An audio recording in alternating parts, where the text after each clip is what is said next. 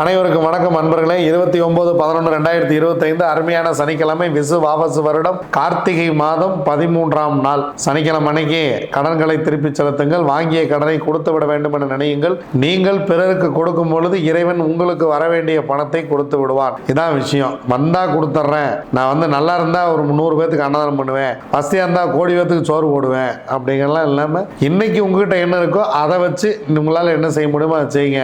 அப்ப இயற்கை உங்களை இன்னும் மகிழ்ச்சியாக சந்தோஷமாக வைத்து கொண்டே இருக்கும். அது ஒன்றும் மாற்றமே இல்லை.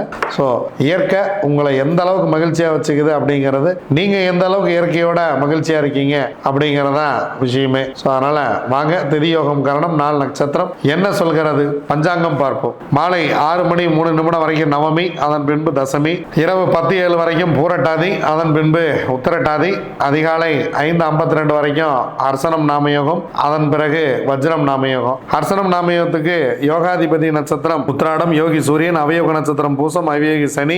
வஜ்ரம் நாமயோகத்துக்கு யோகாதிபதி நட்சத்திரம் திருவோணம், யோகி சந்திரன், அவயோக நட்சத்திரம் ஆயில்யம், அவயோகி புதன். காலை 6:40 வரைக்கும் பாலவகரணம் ராகு, அதன் பின்பு 6:30 வரைக்கும் கௌரவகரணம் சனி பகவான், அதன் பின்பு தைத்துளை கரணம் சுக்கிரன். கலைவாணர் NS கிருஷ்ணன் அவருடைய பிறந்த தினம். சமுதாய கருத்துக்களை மகிழ்ச்சியோடு சொன்ன கலைவாணர் NS கிருஷ்ணன் அவர்கள் பல விழிப்புணர்வை மக்களுக்கு ஏற்படுத்தியவர். அவருடைய பிறந்த தினம். வாங்க கிரக சூழ்நிலைகளை பார்க்கலாம். குரு கடகத்தில் உச்சம், கேது சிம்மத்தில், புதன் மட்டும் தனியாக துலாம்ல, சூரியன் செவ்வாய் சுக்கிரன் 3 பேரும் ஒன்றாக விருச்சகத்தில், ராகு கும்பத்தில், சனி சந்திரன் சேர்க்கை மீனத்தில். வாங்க 27 நட்சத்திரங்களுக்கு உண்டான பஞ்சபட்சி ராசி பலன்களை பார்க்கலாம்.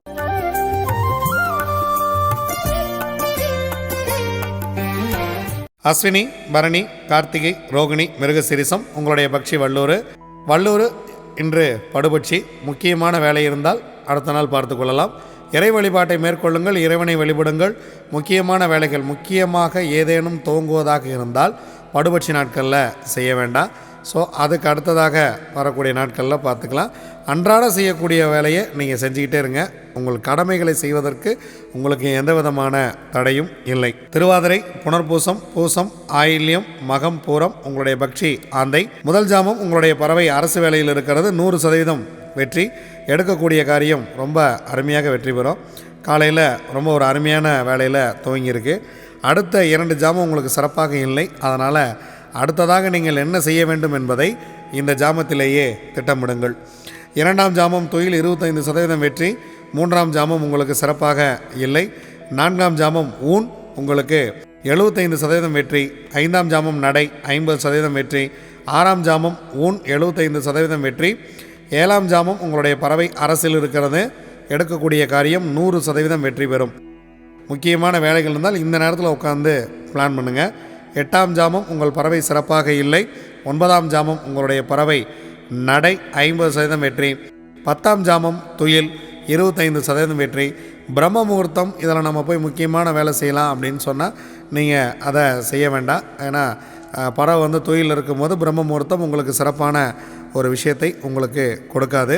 ஏதேனும் முக்கியமான காரியங்கள் இருந்தால் நீங்கள் விடுந்த பின்பு பார்த்து கொள்ளலாம். உத்திரம், அஸ்தம், சித்திரை, சுவாதி, விசாகம் உங்களுடைய பக்ஷி காகம். முதல் 2 ஜாமங்களுமே உங்களுக்கு சிறப்பாக இல்லை. இறைவனை வழிபட்டு விட்டு இந்த நாளை துவங்குங்கள். 3ஆம் ஜாமம் ஊன் உங்களுக்கு 75% வெற்றி.